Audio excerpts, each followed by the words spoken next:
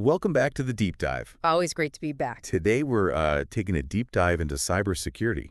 Sounds exciting. Yeah, we'll be guided by the weekly security dossier Yes. from January 10th, 2025. Okay, great. And we're not just skimming the surface. Yep. We're going deep I like it. to find the insights that really matter. Absolutely. Folks like you, security-minded folks. For sure. So are you ready to explore? Yeah, let's do it. Okay, perfect. Let's start with a story that's been giving security pros chills. Oh. It's the Beyond Trust vulnerability. Yeah, I know about this one. So weeks after they reported a critical vulnerability Right.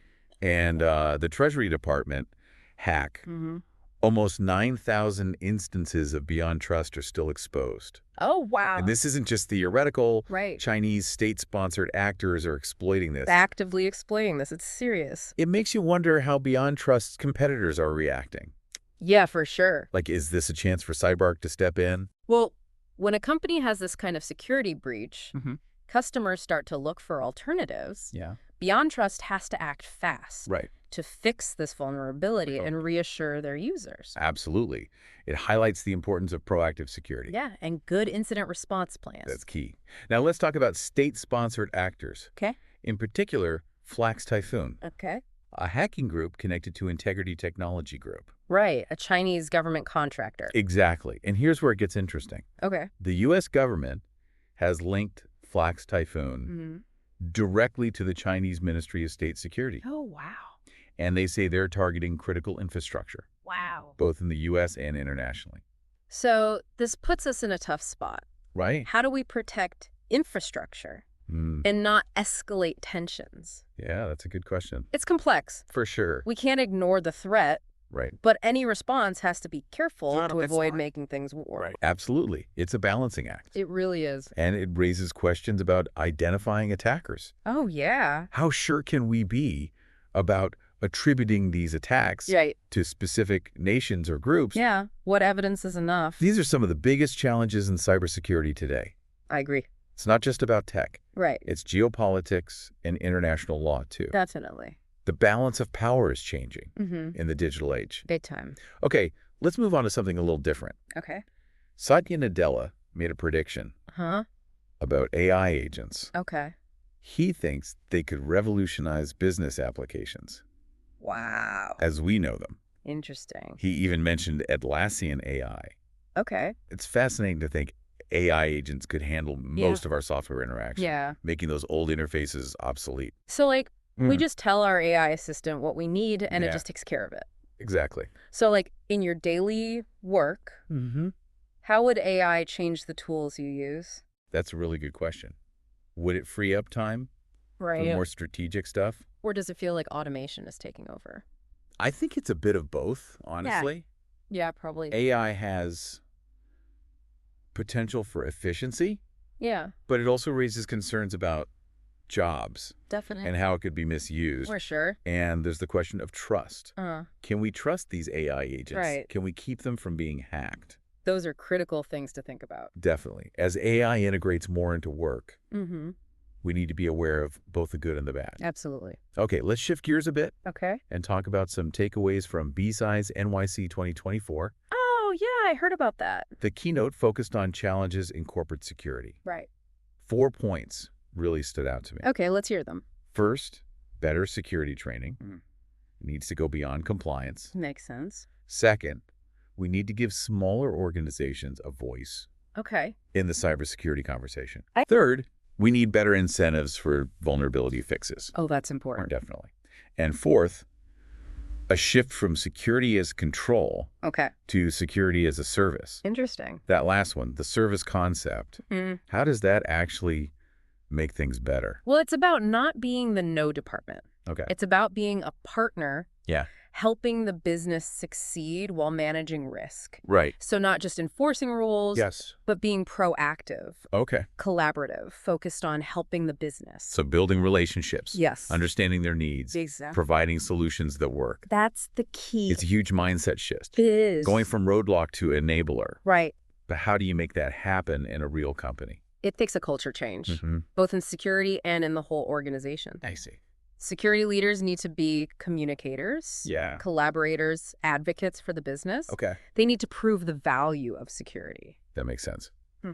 Now let's talk about DORA regulations. Okay. Are you already familiar with those? Yeah, a bit. DORA is reshaping how financial entities in the EU handle digital risk. So it's not just checking boxes. Right. It's a whole new mindset Okay. about digital operational resilience. So how does DORA force you to rethink risk management? Well, DORA is a big shift. It's not just compliance. Right. It's about ensuring the stability of the entire system. The whole financial system. Yeah. Wow. So for CISOs and security leaders, they need to be strategic and proactive about risk management. And it means looking at risk more broadly. Absolutely. DORA covers so much. It does. IT security, third-party risk, incident response. It's all connected. It's a holistic view. It is. And it's not just limited to the EU. Any company doing business with EU financial entities will have to comply. So it could impact organizations globally. Absolutely. Yeah. DORA is setting a new standard It is. for digital operational resilience. It's likely to impact the whole world. Okay, let's move on to something that might make your life easier. Okay. Have you heard of the CISO Assistant? I'm not sure.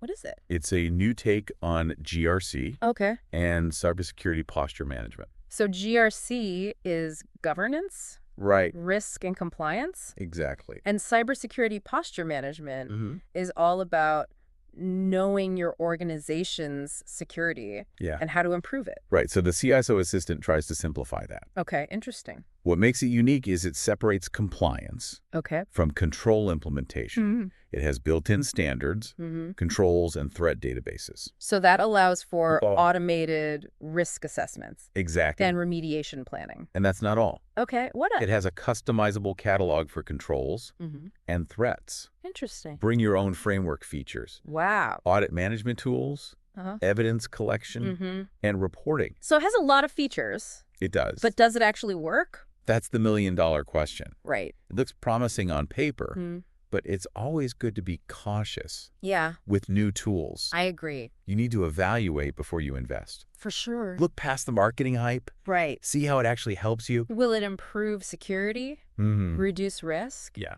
help you reach your goals? Those are the important questions. Absolutely. Speaking of questions, Yeah. let's lighten things up a bit Okay. with a recent episode of the Security Cryptography whatever podcast. Oh, yeah, I know that one. They talked about potential NSA backdoors, Okay. particularly the dual ECD RDG algorithm. Ah, yes. That was designed to generate random numbers. Right. But it might have a backdoor Yeah. that could let the NSA decrypt communications. Huge controversy. Sure. Was it intentional or not? It's hard to say. What do you think? Well, it's a fascinating case. It makes you think about trust Yeah. and transparency, the role of government in It cybersecurity. has no proof either way. So it's up to each person to decide. It shows how important it is to be aware of potential weaknesses. Even in algorithms we use all the time. Absolutely. It underscores the need for audits Yeah, and open scrutiny. definitely. Okay, let's switch gears to something practical. Okay. There's a free handbook available. Oh, It's a guide to building an intelligence-led security program. interesting. It gives you the whole picture of using intelligence to protect your organization. From finding threats Through- to reducing risks. Exactly. And the best part is, it's free. That's A great resource for anyone who wants to improve their security program. building a program like that isn't a luxury anymore. It's essential. With all the evolving threats, Right. you have to be proactive. Stay ahead of the curve. Exactly. This handbook can help. I like it. Let's finish up this section with thinking slow. It's a crucial skill for making good decisions. Yeah. It comes from Daniel Kahneman's work Oh, yeah, I've heard of him. on cognitive biases. Interesting. So Kahneman says fast thinking is efficient, Okay. but prone to mistakes, Makes sense. while slow thinking leads to better choices. Especially when things are complex. Right. Think about cybersecurity. Okay. Split-second decisions can have huge consequences. Yeah, that's true. Taking time to analyze the situation, gather information, Right. consider different perspectives. Could you make a big difference? It could mean the difference between a successful defense Yeah. and a costly breach. Absolutely. So how do you apply that in your daily work? That's a good question. How do you know when to pause? Yeah. Step back, not rush into a decision. Well, it takes self-awareness, Okay. discipline, Right. and being willing to question yourself. It's about recognizing your biases, Yeah. being open to other viewpoints, thinking critically. Even when you're under pressure. And that's especially important in cybersecurity. Definitely. The stakes are so high. All right, so we've covered a lot We have. in this first part of our deep dive. Yeah. From vulnerabilities Mhm. to state-sponsored actors, Right. the potential of AI, Yeah. and the importance of thinking slowly. It's been a great discussion so far. It has. What are some of the key takeaways? For me, it's how much the cybersecurity landscape is changing Yeah, it's constantly evolving. and getting more complex. Mm-hmm. We need to adapt, Right. be proactive, keep learning. We also need to be careful Yeah. about the tools and technologies we use. Mhm.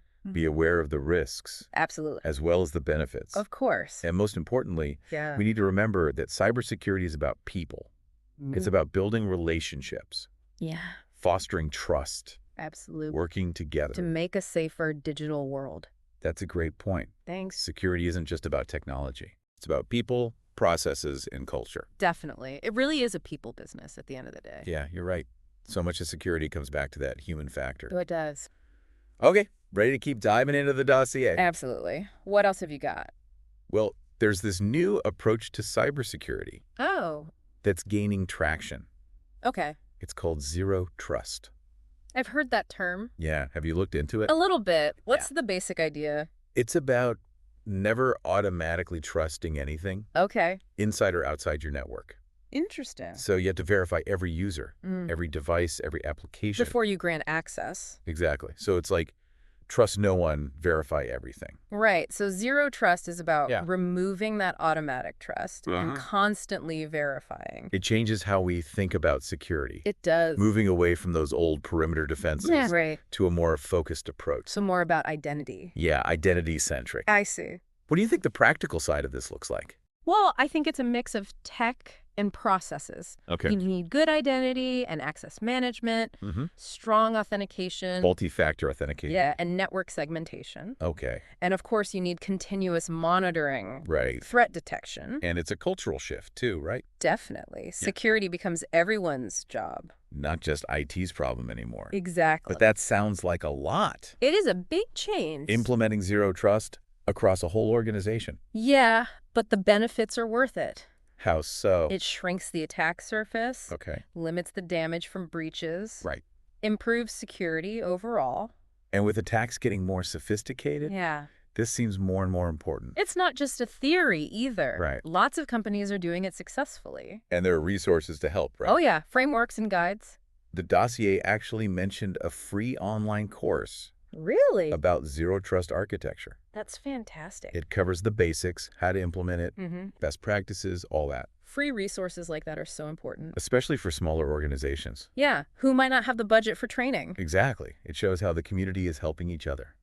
Sharing knowledge, raising the bar. I like that. Okay, let's shift gears again Okay. to cloud security. Right. More and more organizations are moving to the cloud. Right. So Yeah. securing those environments is crucial. Definitely. What are some of the challenges there? Well, cloud security is different from traditional security. How so? It's a shared responsibility model. Okay. The provider secures the infrastructure, Mm-hmm. but you have to secure your own data and apps. Right. Makes sense. Plus, the cloud is always changing. Yeah. It's dynamic and elastic. Exactly. So it can be hard to keep track of everything. To maintain visibility and control. And then there's multi-cloud. Right. Using services from multiple providers. That adds another layer of complexity. For sure. So how do we approach cloud security effectively? I think you have to start by understanding that shared responsibility model. Okay. Be clear about who does what. Between you and the provider. Right. And you need strong security controls Yeah. at every level. So identity and access management, network security, Yeah, encryption, definitely. vulnerability management, and don't forget good monitoring. Oh, yeah. Crucial. Being able to spot threats and respond quickly. Absolutely. The dossier mentioned a new tool. Oh, It helps manage cloud security posture. okay. It has a central dashboard, That's useful. gives you visibility across multiple cloud providers. That sounds really helpful. I know trying to manage all those platforms can be a nightmare. It can be. So this could really simplify things. What does it actually do? It helps you find and fix misconfigurations, Okay. enforce policies, make sure you're compliant with standards. Another example of how technology is solving problems. It is. Speaking of tech solving problems, Yeah. let's talk about AI and cybersecurity. All right, we've already touched on that a bit. Yeah, with AI agents and how they're changing software. But AI is being used for both good and bad.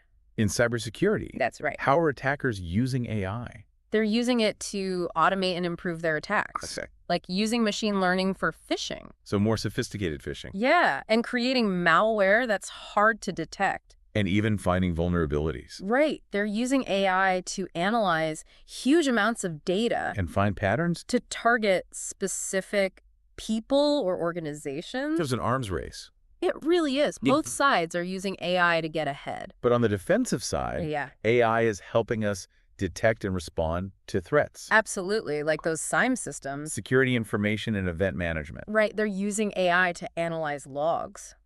And find unusual activity. Exactly. AI-powered threat intelligence platforms help us stay ahead of the curve. And AI can even automate incident response. So many different applications. It's a powerful tool. It is, but we have to use it carefully. Be aware of the risks and mitigate them. The Dossier had this research paper about the ethics of AI in cybersecurity. That sounds interesting. It raises some important questions. Like what? Bias, accountability, unintended consequences. Yeah, it's worth thinking about. If you're developing or using AI security tools. It reminds us that technology is a tool. Right. It can be used for good or bad. It's up to us to use it ethically. Create a more secure world. Okay, let's move on to a topic. Okay. That's a big concern for a lot of security professionals. What's that? The skills gap. Oh, yeah, the shortage of skilled workers. It's a serious problem. And it's only getting worse. What's causing this gap? Well, the demand for cybersecurity people Is growing like crazy. Yeah, with all these sophisticated attacks. All the connected devices, cloud computing. The whole digital landscape is expanding. But a lot of people don't know about cybersecurity careers. Right, there's a lack of awareness. And there aren't enough educational programs. Yeah, to teach those necessary skills. And there's this perception that you need a computer science degree. That can scare some people away. So how do we fix this? It's going to take a lot of effort. Yeah. From industry, government, and academia. We need to raise awareness. Yeah. Promote diversity in the field. Absolutely. Make training more accessible and affordable. That's key. And encourage lifelong learning. Create pathways for people to transition into cybersecurity. Like from other careers. Right. The Dossier mentioned an apprenticeship program. Oh, really? For entry-level cybersecurity roles. That's a great idea. I think so, too. Programs like that are so valuable. They give you real-world experience. Yeah, hands-on training. Which can be more valuable than just classroom stuff. Absolutely. And they promote diversity. By giving opportunities to underrepresented groups. It's good to see organizations trying new things. We need to be creative and innovative. To find and keep talented people. For sure. Now, I know you're passionate about this next topic. I am. It's often overlooked. Oh. But it's so important. Okay, what is it? Security awareness training. Ah, I see where you're going with this. It gets a bad rap. Yeah, seen as boring and tedious. But it's crucial. Why do you think it's so important? Because people are often the weakest link. Oh, yeah. Attackers target individuals. Phishing emails, social engineering scams. All those tricks that play on human psychology. Right. Security awareness training can help. It can teach employees to recognize and avoid threats. It's not just about clicking the right link. Right. Or avoiding suspicious emails. It's about building a culture of security. Exactly. Empowering people to be proactive. Take ownership of their security. And the security of the organization. So how do you make this training engaging? We need to ditch the boring PowerPoint presentations. Yeah. And make it interactive, relevant, and memorable. Use real-world examples, case studies. Simulation. Tailor the training to different roles. The Dossier mentioned a new platform. Okay. That uses games and storytelling. Wow, that sounds fun. To teach people about security. Gamification can be really effective. It can motivate people. Yeah. Make learning more enjoyable. Plus, you can track progress. And measure how well it's working. I like it. Another good use of technology. Yeah, to improve security awareness training. Okay, now for something completely different. I get me. Physical security. Ah, I see. In a digital world, it's easy to forget about. But it's still so important. Why do you say that? Physical attacks can be just as bad as cyber attacks. I guess so. How? A disgruntled employee. Okay. A thief, a vandal. Right, they could get access to data. Disrupt operations, even cause physical harm. So physical security measures are still important. Yeah, things like access control, surveillance cameras. Security guards. It's all about layers of defense. We need both, right? Strong cybersecurity and physical security. To create a complete security posture. Absolutely. The Dossier had a story about thieves who got into a data center. How'd they do that? They pretended to be maintenance workers. Wow, so social engineering still works. Yeah, in the physical world too. That's a good reminder. It is about having strong protocols. Yeah, training employees to be careful. Testing your security regularly. Don't neglect physical security. Got it. Okay, what else? Let's talk about the Internet of Things. IoT. More and more devices are connected. Which mean? The attack surface is growing exponentially. It's getting huge. IoT devices like smart appliances, industrial sensors, medical devices. Right, a lot of them are poorly secured. Easy to compromise. So what are the specific challenges with IoT security? Well, a lot of these devices are designed with functionality and cost in mind. Okay. Security is an afterthought. They often have limited resources. Yeah, processing power and memory. Which makes it hard to implement good security. And they communicate over so many different networks. Right. Lots of protocols, lots of complexity. And a lot of them are in remote locations. Makes them hard to manage and update.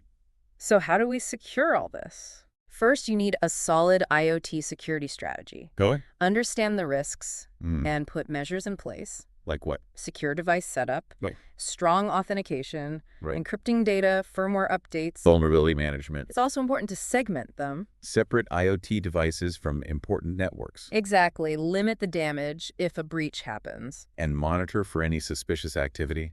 Respond quickly to threats. The Dossier highlighted a new framework. Oh, Specifically for IoT environments. that's great. It has best practices and guidelines. To help organizations secure their IoT, Frameworks like that are really helpful. they provide a roadmap They promote consistency and best practices. across the whole industry. Yeah, we need more of that. I agree. This is a lot to take in. It is. Let's take a break. Sounds good. When we come back, we'll wrap up our deep dives Looking forward to it. into the weekly security dossier. Okay, see you in a bit. All right, ready to finish up our deep dive? Yeah, let's wrap things up with the last part of the dossier. Okay, sounds good. There was a really interesting segment on ransomware. Oh, yeah, that's a big one these days. It feels like every day we hear about another attack. It's a huge problem. It's everywhere. What do you think is driving the surge in attacks? A few things come to mind. Okay. Cryptocurrency has made it easier. Yeah, for anonymous payments. And then there's ransomware as a service. Right. Lowers the barrier to entry. You don't need to be a coding whiz anymore. Anyone can launch an attack. And a lot of companies are just paying the ransom, To avoid downtime and data loss. which encourages the attackers, It's a profitable business model. unfortunately. So what can companies do to protect themselves? They need a strong defense. Multiple layers, Things like backups, regular backups, endpoint protection, two-factor authentication, segmenting your network. and don't forget employee training. Yeah, that's crucial. Plus, have an incident response plan. Know what to do if you get hit. That can minimize the damage and help you recover. The dossier talked about a new tool Oh, yeah. that uses machine learning to detect ransomware. Wow, so it blocks attacks in real time. That's the idea. Sounds promising. AI is becoming a powerful weapon against cybercrime. Okay, let's shift gears a bit. Okay, where to next? Let's talk about mental health. Oh, that's an important one. It's often overlooked, In cybersecurity discussions. but it's so crucial. Why do you think that is? Security work is stressful. Yeah, you're always dealing with threats. The pressure to keep things safe. It's easy to burn out. What are some signs of burnout? Well, it can show up in different ways. Okay. Fatigue, irritability, Trouble concentrating. loss of motivation, Yeah, those all sound familiar. and sometimes physical symptoms too. Like what? Headaches, insomnia, digestive issues. So how do we prevent burnout? Self-care is important. Things like getting enough sleep, Yeah, eating healthy, exercise, taking breaks. spending time doing things you enjoy. Yeah, finding that work-life balance. And don't be afraid to talk to someone. If you're feeling overwhelmed, There's help out there. therapists, support groups, online forums. There's a new initiative, actually. Oh, Focus on mental health in cybersecurity. that's fantastic. It's good to see this getting attention, It is. We need to take care of ourselves both physically and mentally. if we want to do this job well. All right, let's wrap up with something fundamental. Okay, what's that? Ethics. Right, as technology evolves. And attacks get more sophisticated We have to be ethical. in everything we do. So what are the key ethical considerations? Well, respect for privacy is paramount. We should only access data we need. And protect it from unauthorized access. Transparency is important too. Being open about our actions. Accountable for our decisions. We should act with integrity and professionalism. Never doing anything to harm others. Or damage our reputation. The Dossier had an article on AI ethics. Yeah, using AI in cybersecurity raises ethical questions. It's a complex issue. As AI becomes more common. We have to think about the ethical implications. And use it responsibly. Technology is a powerful tool. And it's up to us to use it for good. Well said. That brings us to the end of our deep dive. It's been a great discussion. We've covered so much. The latest trends, the challenges, the opportunities. What are your final thoughts? Cybersecurity is never boring. That's for sure. It's always evolving. We need to adapt and be proactive. And we can't forget about the human factor. It's about people, processes, and culture. And always striving to do the right thing. I think that's a great takeaway. Thanks. Cybersecurity is a fascinating field. It is. It's complex and always changing. But that's what makes it so interesting. Exactly. So stay curious, stay informed, and stay engaged. I like that. We're all in this together. That's right. Thanks for joining us on the deep dive. It's been a pleasure.